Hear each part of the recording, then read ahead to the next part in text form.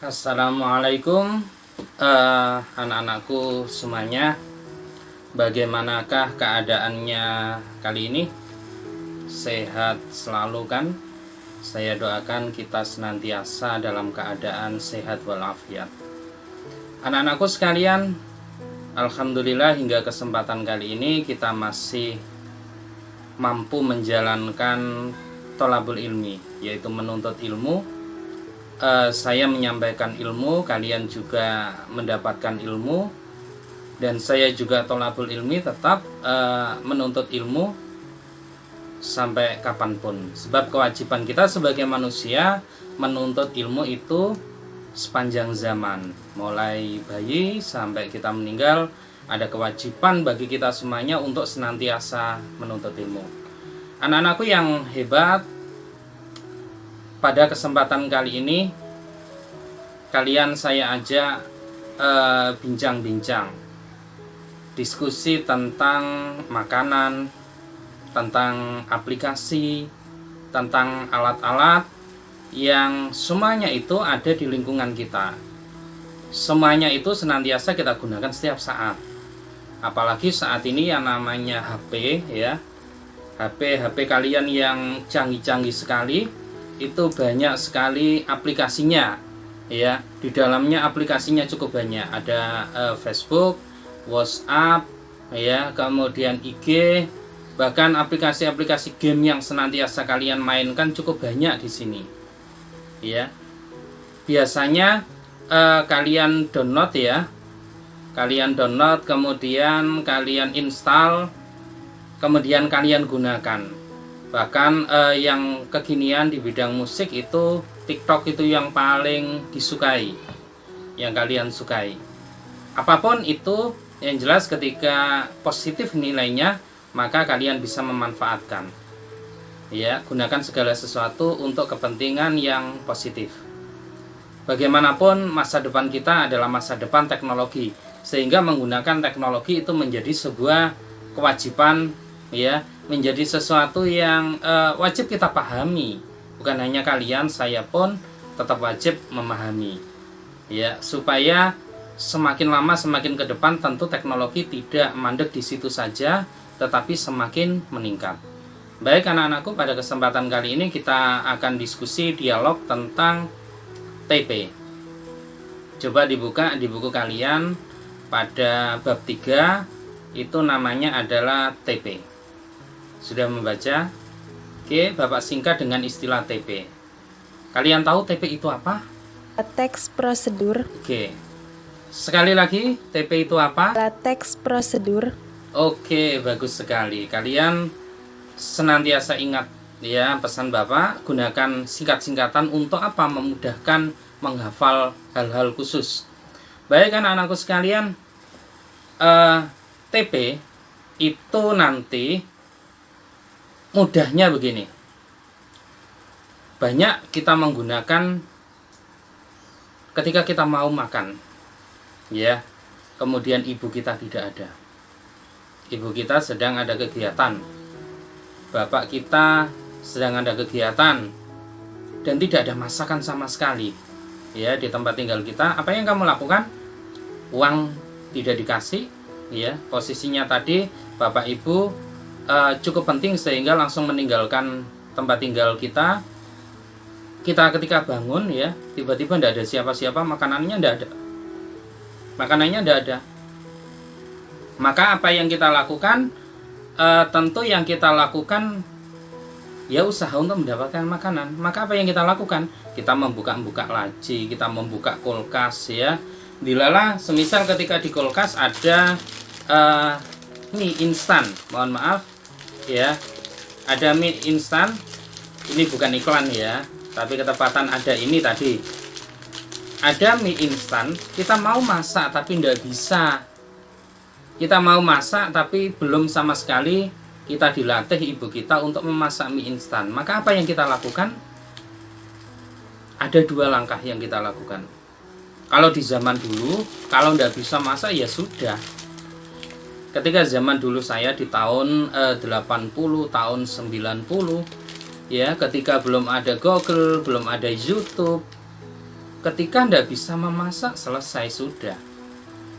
Ketika ada masakan, ya, ada bumbu, kemudian ada mie, ada daging, kita tidak bisa apa-apa. Kenapa? Ketika tidak bisa, ya sudah. Maka biasanya di zaman dulu itu ibu-ibu kita membuatkan catatan bagaimana teknik memasaknya, apa yang lebih dahulu dilakukan. Itu sejak dulu saya sudah dilatih sama ibu saya begitu. Lah, kalau saat ini tidak semuanya sudah enak, semisal kita mau memakan mie, ya, makan mie, maka di sini ada tulisan, bisa kalian lihat ya. Jadi teknik penyajiannya bagaimana, ya, teknik penyajiannya bagaimana itu sudah lengkap, ya, datanya sudah lengkap di sini, ya, jumlahnya, kemudian kecap dan lain sebagainya, isinya, cc-nya sudah lengkap semuanya. Sehingga kalau kita lakukan langkah-langkah ini, maka kita sudah bisa memasak. Kalau belum paham lagi, buka Google, buka di HP Google, ya. Kita ketikkan saja kata memasak mie, ya. Kita ketikkan kata di Google memasak mie instan, maka di situ muncul, kita baca. Kalau masih belum paham lagi, buka YouTube. Teknik memasak mie instan sudah ada semuanya. Masak apapun ada di YouTube. Ya. Langkah-langkahnya lengkap, detail semuanya. Kian anakku. Kemudian tadi saya juga punya banyak, ya. Ini kalau dulu tadi saya katakan kalau dulu tidak bisa masak, ada daging, kita masih bingung. Kalau saat ini sudah ada soto daging, ya. Kemudian langkah-langkahnya sudah ada semuanya, ya. Langkah-langkah pembuatannya bagaimana sudah ada lengkap. Kemudian kita mau membuat mie Kentucky, mohon maaf, bukan mie Kentucky, ayam Kentucky, bukan ayam Kentucky, ya. Kalian tidak di Kentucky, tapi membuat ayam Kentucky. Bumbunya sudah ada, kemudian langkah-langkahnya pun lengkap bagaimana kita membuat. Sehingga kalau di zaman saat ini sudah tidak ada alasan kita untuk tidak bisa memasak. Ya. Tidak ada alasan untuk tidak bisa memasak. Kenapa? Semua makanan sudah dikemas dengan apa? Dengan TP. Ya, dengan TP. Jadi semua langkah-langkahnya itu sudah detail. Ya. Kemudian tadi saya juga punya ini, sempat membeli, mohon maaf bukan iklan juga, ya, membeli satu alat, ya, satu alat yang kalau kita buka di dalamnya itu sudah ada langkah-langkahnya juga. Bagaimana kita memanfaatkan alat ini, ya. Ini untuk pengaduan biasanya tepung, kemudian kita mau membuat kue dan lain sebagainya. Maka di sana sudah ada alatnya, ada komposisi dan lain sebagainya. Dengan adanya penjelasan itu maka lebih mudah. Satu saat ketika kalian membeli HP dalam bentuk kemasan, kemudian kita belinya ketepatan, semisal ayah kalian ke Jepang, ke Malaysia, ke Belanda atau lain sebagainya, semisal ke Jepang. Kemudian dusnya dan tulisannya, TP-nya dalam bentuk bahasa Jepang, kita bisa memahami apa enggak? Tentunya tidak. Makanya biasanya kalau alat-alat kayak HP itu ada 2-3 bahasa. Maksudnya apa? Maksudnya siapa tahu kita tidak bisa menggunakan bahasa Jepang, ada bahasa Inggris atau bahasa yang lain yang kita bisa, maka kita bisa mengakses, kita memahami. Itu salah satu manfaat TP. Jadi TP itu fungsinya untuk memahami tentang langkah-langkah menggunakan sesuatu, ya. Biasanya TP itu ada 3 jenis. Yang satu penggunaan alat, semisal tadi kita menggunakan alat, atau kita menggunakan HP, ini juga menggunakan alat. Yang kedua, TP itu bisa dalam bentuk melakukan suatu aktivitas. Semisal saat ini di masa pandemi, kita bisa senantiasa sehat dengan melakukan kegiatan yang positif, ya. Melakukan kegiatan yang positif dengan apa? Senam. Senam bagaimana meningkatkan imunitas. Langkah-langkahnya bagaimana, contoh-contohnya dan lain sebagainya, itu juga bisa dikatakan sebagai TP. Yang ketiga adalah kebiasaan atau sifat kebiasaan manusia. Semisal kita melakukan apapun, aktivitas apapun, ya kebiasaan-kebiasaan yang memang bisa disampaikan kepada sesama. Bagaimana tip pandai, tip membaca buku dengan cepat, itu juga menjadi sesuatu yang kebiasaan, dan itu juga bisa dikatakan sebagai bagian TP. Oke anak-anakku, itu sedikit penjelasan. Coba simak video ini supaya kalian betul-betul paham. Silakan dibaca dengan baik, disimak dengan baik ya, kamu pahami dengan baik. Oke, silakan saksikan. TP adalah teks prosedur. Pengertian teks prosedur. Teks prosedur adalah teks yang berisi langkah-langkah atau tahapan yang harus dilakukan untuk mencapai suatu tujuan. Teks ini diklarifikasikan menjadi 3 jenis, yaitu teks yang memuat cara penggunaan alat, benda, atau sejenisnya. Teks yang memuat cara melakukan suatu aktivitas, dan teks yang berisi kebiasaan atau sifat-sifat tertentu. Teks prosedur bertujuan untuk membantu seseorang memahami bagaimana cara melakukan atau membuat sesuatu dengan tepat. Ciri-ciri teks prosedur. Teks prosedur dapat dengan mudah dibedakan dengan jenis teksnya. Berikut merupakan ciri-ciri teks prosedur. 1. Berisi langkah-langkah, kegiatan yang dapat berupa poin-poin ataupun paragraf. Teks prosedur umumnya berbentuk poin-poin yang berisikan langkah-langkah kegiatan. Setiap poin berkaitan dan menunjukkan urutan langkah yang harus dilakukan. Namun, ada pula teks prosedur yang berbentuk paragraf dan tidak menggunakan angka sebagai urutan. Teks ini terkadang dapat menyerupai teks narasi karena menggunakan konjungsi temporal. 2. Menggunakan kalimat saran dan larangan. Kalimat saran dalam teks prosedur bertujuan untuk mengarahkan seseorang melakukan sesuatu agar mendapatkan hasil yang lebih baik. Begitu pula dengan kalimat larangan, yaitu agar seseorang tidak melakukan langkah yang salah. Yang ketiga, disusun secara sistematis dan dijelaskan secara detail. Teks prosedur berisi langkah-langkah sistematis dan runtut. Setelah setiap langkah juga dijelaskan secara detail agar membaca dapat memahami langkah yang akan dilakukan. Yang keempat, berisi informasi yang bersifat objektif. Teks prosedur berisi informasi yang bermanfaat untuk semua orang. Informasi yang disampaikan juga bersifat objektif, berdasarkan percobaan atau analisis, bukan khayalan penulis. Yang kelima, terdapat bilangan, urutan, atau angka yang menunjukkan urutan langkah prosedur. Seperti yang sudah dijelaskan sebelumnya, bahwa teks prosedur dibuat menggunakan tahapan. Umumnya ditulis menggunakan angka, tetapi untuk teks yang berupa paragraf akan terdapat urutan langkah yang ditujukan dengan kata seperti pertama, kedua, ketiga, dan seterusnya. Kaidah kebahasaan teks prosedur. 1. Menggunakan kata kerja perintah atau imperatif. Kata kerja imperatif merupakan kata kerja yang dibentuk dengan akhiran kan, i, dan kata kerja partikel lah. Kalimat ini digunakan untuk meminta atau melarang seseorang untuk dan tidak melakukan suatu hal. Contohnya, siapkan, hindari, dan panaskan. 2. Menggunakan kata teknis yang berkaitan dengan topik bahasan. Kata teknis atau istilah yang digunakan dalam teks prosedur berkaitan dengan isi teks yang dibahas. Misalnya, dalam teks prosedur dengan judul manfaat jamur untuk kesehatan. Istilah yang digunakan diantaranya nutrisi, protein, osteoporosis, dan lain-lain. Yang ketiga, menggunakan kata penghubung atau konjungsi temporal.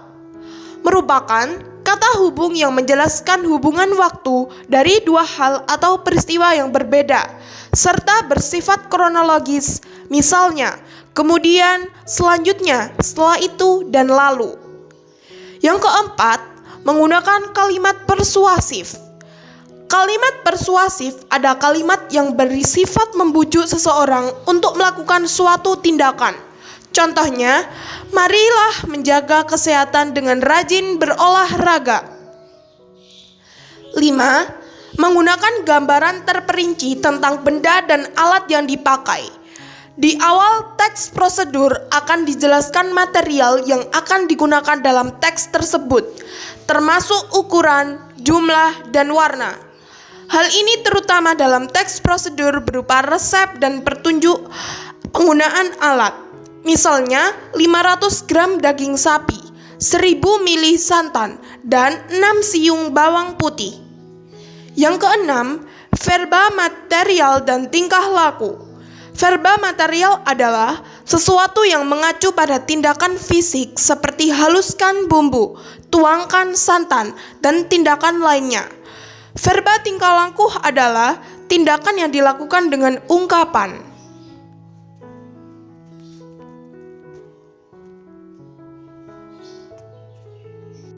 Bagaimana? Sudah paham? Semuanya sudah lengkap ya dijelaskan.